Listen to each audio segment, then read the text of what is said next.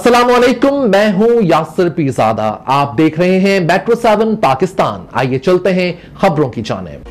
Machine वज़ीर आला Sindh barrister Murtaza Wahab ने डिप्टी कमिश्नर और एडमिनिस्ट्रेटर जिला वस्ती ताहा सलीम के हमरा 100 पार्क्स बहाली प्रोग्राम के तहत नॉर्थ नाजिमाबाद में खुर्शीद पार्क का इफ्तिताह किया। इस मौके पर वो मीडिया के नुमाइंदों से गुफ्तगू कर रहे हैं। कर लिया गया है, उसमें पानी डाल के देखा कि एक्चुअली वो एक्वाफायर तक पहुंच रहा है और वो पानी को ज़मीन को रिचार्ज कर रहे हैं। तो इंशाल्लाह इसके बाद उस जगह पे जाएंगे और फिर अगेन बारिशों के सीज़न को आने में अगले 3 महीने हैं।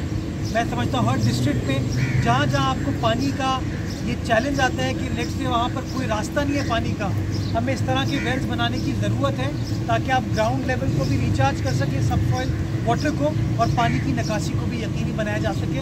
तो जैसा कि मैं हमेशा कहता हूँ कि हर चैलेंज में कोई ना कोई अपॉर्चुनिटी आती है।